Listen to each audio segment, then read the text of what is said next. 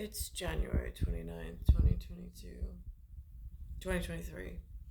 Um, I'm watching several different channels this morning. It's a Sunday morning. I have church in a little bit in the local area. Um, the one that the Glen representative in my early upbringing suggested, I suppose looking at a larger picture, it's what was agreed upon was safer. It's the way I choose to look at it, like somebody actually cared about me, even though it feels like somewhat captivity, but in a open setting. I mean, somebody has to be in charge of the game reserve, um, especially with Star Maker, Clockmaker, and Next Gen just on the horizon, for which they knew early on. So I'm watching. This morning they put out Thunderbirds, Brink of Disaster, and it's an E22.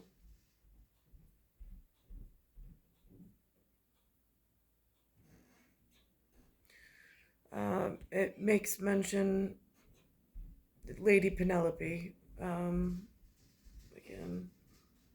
on an Amtrak ride. Somebody did refer to me as Penny once.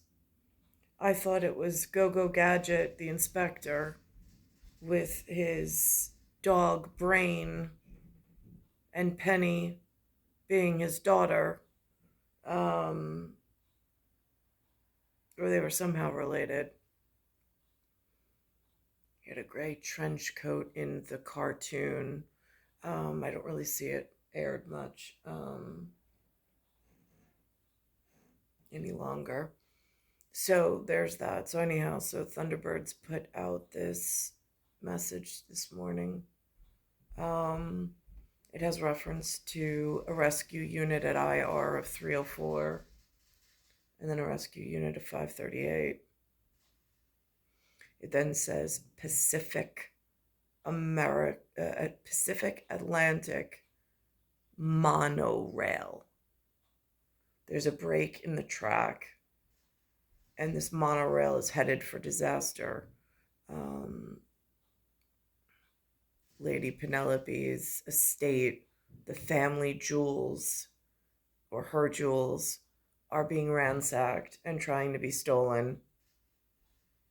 Some of these whatevers actually took place around the 2015, before the trumpet got the pulpit, in my actual life. Yesterday, Mayor Adams put out there that Keyshawn Sewell is his Aaron. Now, he uses Aaron Judd. Everybody just assumes it's a baseball player. For the rest, at guerrilla warfare, it's a calling out, almost like a warrior lion, if we're talking, I suppose, Wakanda Forever, in that context, because there is layover and he is way too smart, and way too planted for it to be read with some whatever. So I'm looking to this, like I'm looking for church on TV this morning, just to offset the words, because there's two sets of white characters inside. There's the millionaire section of the gangster, or not so much the gangsters, but the thugs, the hustlers, the casinos, the whatever.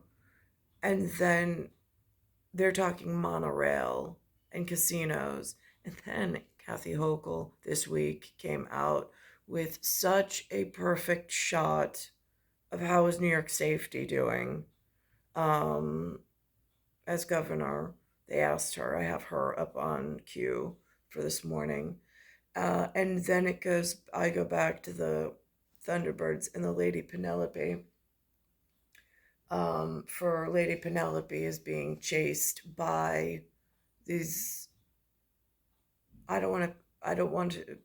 I don't want it to come off in a derogatory sense of Ginzaloon, but it's actually a loving sense of within the house of Lady Penelope. I have to give some word of a broad stroke of deciphering the difference between the casino and the hustle, and then the other ramparts. Just so I'm square with Shakespeare, speaking plain English. Um, so this is what it looks like from my end. Your strength. Listen to me. If God is your strength and yet within you there is weakness, what do? I mean, just believing what the Bible says. Now, are we talking teams? Because you're only as strong as your weakest link. So there's and I stand alone. I came into this world alone. I gave birth to four. Stand alone. Cosmologic. I have a cosmological constant, and then I have a constellation. So there is no toilet paper holding me to any of the disgusting arrangements that humans forced upon me. That, I mean, like, if one is of noble blood, the other two are not. That seems like a millionaire's hold or illegal grab for which I don't know if Thunderbirds and IR is aware of all of the organized criminal illegalities that are going on at my behest. It's not helping me in any context. Says about the might and power of God doesn't overcome weakness. You can't put your Bible under your pillow at night and go to sleep and say, Lord, I'm going to bed weak. Help me to get up strong. It doesn't work that way. The great truth is this: you don't have to beg God for strength. You don't have to look for strength. God is looking to give his strength to those who need it and will receive it.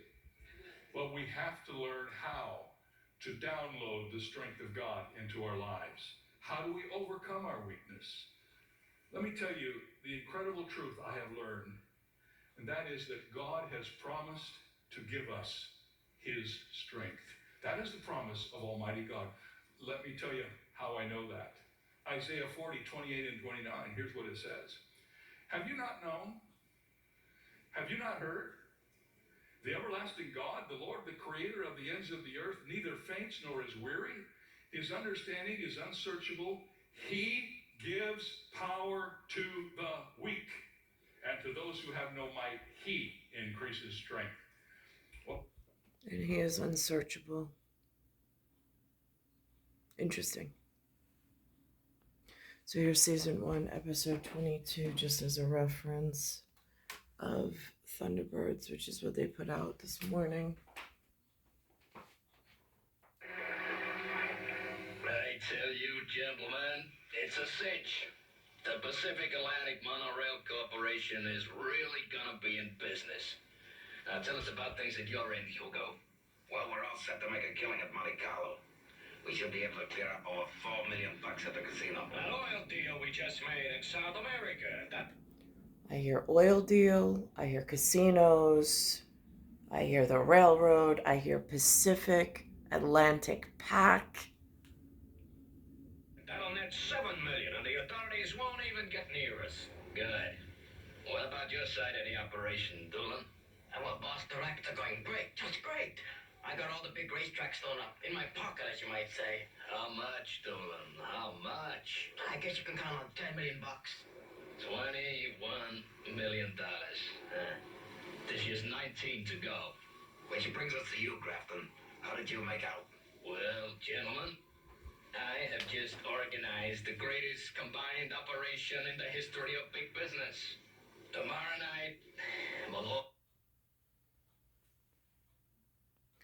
Now that in real world, today's terms sounds like this to me because they just did a huge Grand Central Terminal in New York City, not Penn, but Grand Central. This is what it sounds like to me.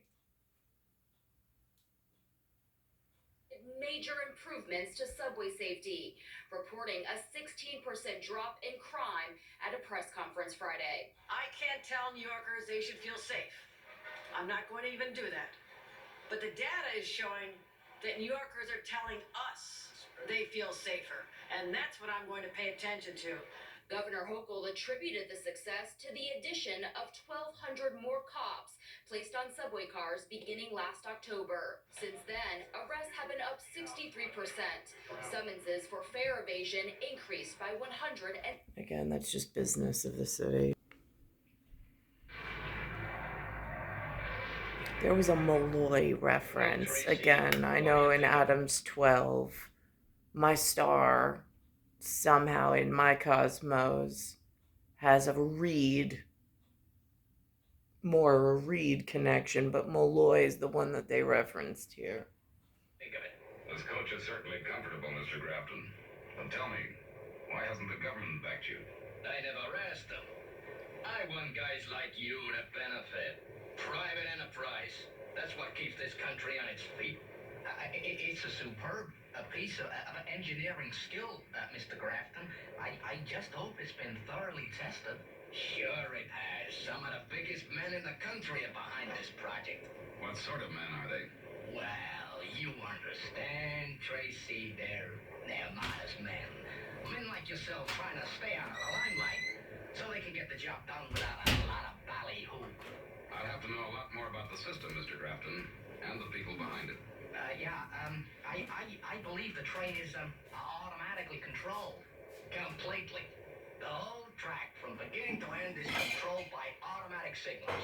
But isn't there a safety risk? Risk? What are you talking about? Crossing the road's a risk. Maybe, but that's not the attitude to take when people's lives are involved. Look, a fleet of heli-jets is on constant patrol. If anything went wrong, they report it immediately. Unless anything went wrong with the heli-jet.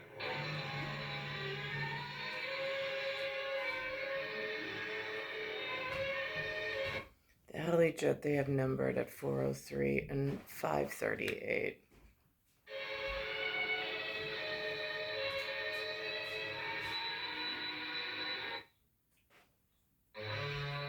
Oh, it's 304. Right there.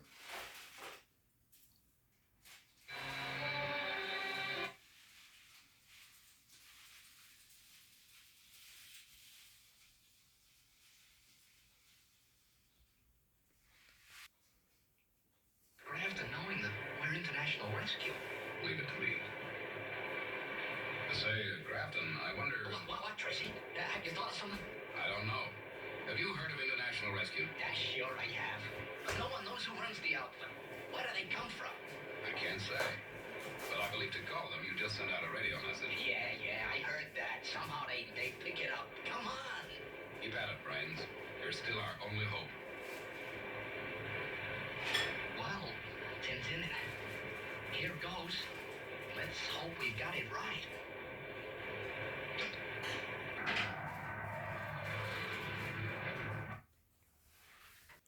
Now here's what happens. It says right here, Pacific Atlantic Monorail. And there's all this going on.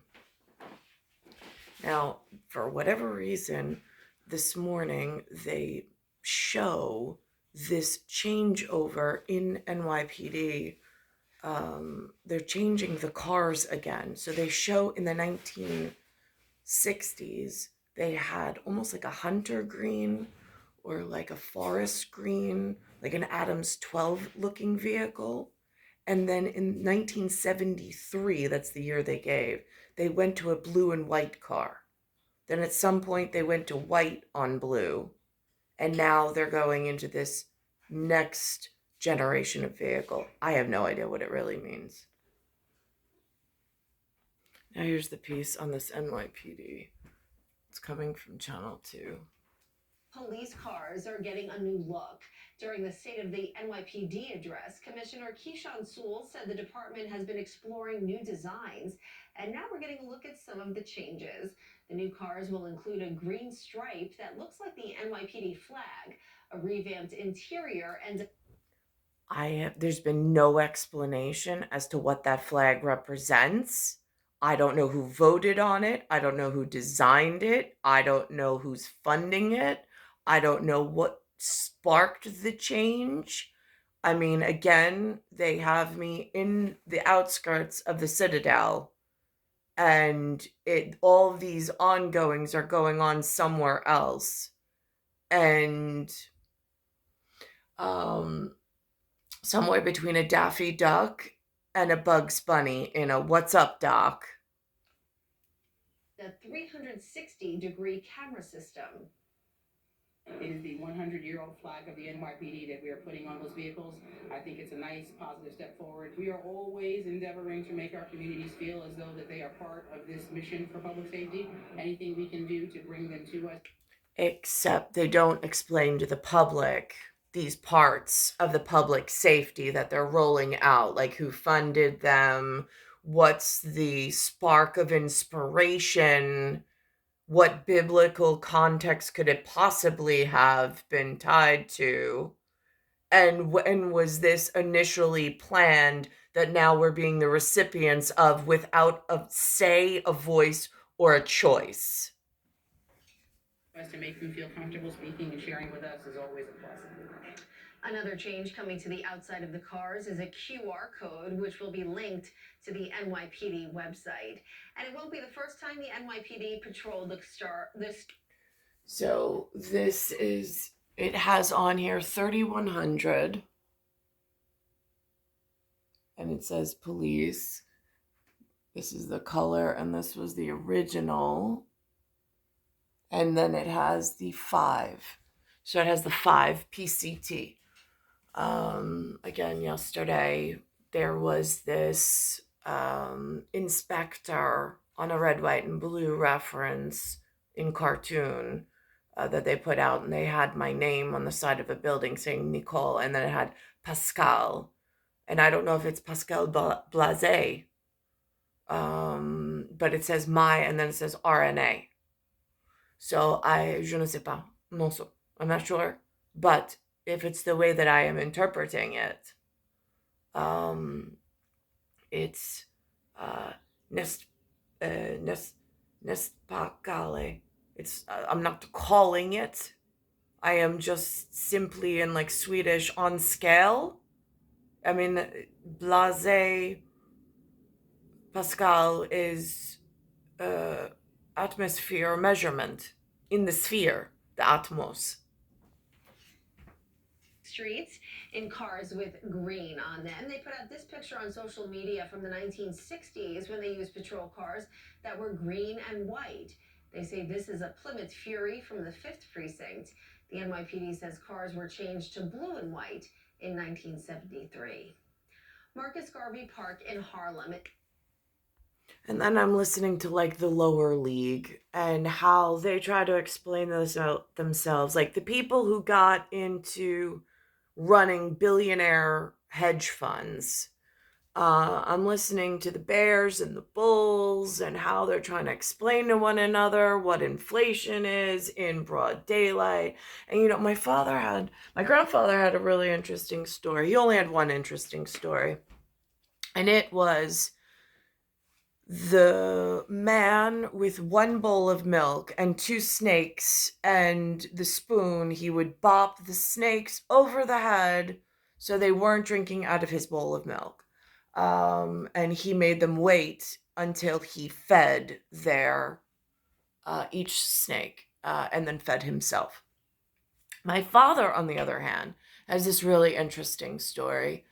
He calls it humor. It's the only joke he's ever told. And it has something to do with the Civil War. And riding out onto a reservation was a U.S. government official, and there was a chief named Bowell, and the whatever would ride out to the reservation to Bowell's teepee, and he would alert Bowell that he needed to move, and Bowell was not moving. So Bowell set up some kind of, he had to go to the Capitol to alert the doctors that the bowel was not moving. And the doctors prescribed Bowell something. And then he went back to the reservation, and then he had to come back and forth and back and forth. And by the third time, he reports into the Capitol and he says, Bowel, have to move. Teepee full of shit. That was my father's most infamous joke he has ever told in my presence. It was so heinously foul. It was absolutely hilarious. And now, in my later years, I'm looking at it with just how foul this entire New York operation has gone, with me being stuck here and almost trapped here and not knowing how to get a ladder to climb myself, not knowing how or whose hand is safe to hold, knowing that I have some representatives that show up that look like old Hollywood and absolutely tasteful in the field of third dimension. I know that I have this traversing capability between the third dimension, the second dimension, and the dark energy field. I know that I'm very capable of speaking on it, but not knowing to whom to address and how to hold my tongue when necessary. I mean, I've held my tongue in the third dimension my entire life. Where I'm not clear is how to send IR the correct response or the correct piece of, I have been in trouble since the day I arrived, based on the nobility of blood and the severity of the what surrounds me, how I was treated, and how everybody just moved on to their lives and forgot about me completely. And then there being no correct, bringing me to a bloodline where I can actually create the star that I've already brought into the world with the correct bloodline and have it in a marriage or in a position that is easily explainable across the board. Now it's just messy. I don't really care about the details because they chase lines to, I'm not asking questions. I just want it corrected. And this is how the low levels are explaining this Bears and Fed and their hedge funds of no idea how it even works, but I guess they get a glass statue and they're just proud of themselves that they stayed out of trouble, or so they thought. And he has repeatedly warned that there would likely be some economic pain in the process. Well, the bulls are tracking the slowdown in a number of inflation indicators. For instance, December's consumer price index slowed for the 6th month in a row. Like, at a Lady Penelope sense, this as a tactical roadblock or threat upon my person is absolutely ridiculous. I get at possibly Betty Joe level, having a Billy Joe, Bobby Joe, Betty Joe, and that level of thuggery and hustle. This idea of threatening one's person seems to be the norm in the movies or in TV producer land. However, at Lady Penelope level, it is absolutely absurd and unheard of. Cosmological constants, dark energy, and the airship, HEIRSHIP, always takes precedence over the thuggery and the hustle. So that's where I am a little confused as to the allowance of taking of my children and forcing me to stay in a relationship with the insult to my intelligence who's been here and I can't shake off my tail. To a 6.5% annual rate versus a year ago. Wage growth is slowing. Gasoline prices have fallen from their highs. Despite protestations by Fed officials, a growing number of professional investors are betting that the Fed will actually cut rates in the second half of the year, which would be very positive for stocks and bonds. Today's guest is a leading global value manager who has a successful track record of investing in the U.S. and overseas. He is Matthew McLennan, co-head of the global value team at First Eagle Investments, where he oversees more than $80 billion in assets, including several mutual funds. His flagship First Eagle Global Fund. Why not like I mean, like, I get I'm a star maker, clockmaker. Like, even to ask as Lady Penelope for a job like this seems to be absolutely ridiculous at Lady Penelope level, where they're safe inside the gates of somewhere special with an entire protection team. However, being that I'm in some exercised whatever and totally exposed to the elements, it does not seem that far off to say these safe jobs at hedge funds, what, they couldn't take me on as an executive assistant or of some sort just to give me a paycheck so this way I could feed my kids and have like a cover story like the rest of them? Like, this is all on the up and up? I'm just curious. Fund is rated 5-star by Morningstar with a bronze analyst rating for its unique approach, which has helped give the strategy a long-term edge. Since McLennan took over the fund from legendary value investor Jean-Marie Avillard in 2008, it has outperformed its Morningstar World Allocation category with considerably less volatility than the stock market. First Eagle is a sponsor of WealthTrack. McLennan's track record speaks for itself. Like, I'm not doing an ad for this guy. It's just what she says. It's one example of how they speak on some channel I never watch, but this morning it came on and it just goes with the whole conjecture of my one piece of communication for this morning. I asked him how individual securities, and sometimes the Fed skews the economy in one direction or another. And to make this a little bit more concrete, I think one of the great challenges today is that there's not a real productivity story in the U.S. economy. So when the Fed added dramatic stimulus in the wake of COVID, we got this burst of inflation, and the Fed is now having to compensate fully in the other direction and lifting interest rates to a level that is higher than the prior cycle's peak level of interest rates. Like, interest in what? Like, is that like code for like their inspectors now have to go a little more thoroughly into their jobs because there's like a lot of hooey going on and I really need help? I'm just curious. There's a lot of layers to an onion, and I'm not clear at what layer they all operate at when they just speak blindly in some two-dimensional into a camera, and then it gets aired in front of an unbeknownst audience, and how then it gets acted upon in reality.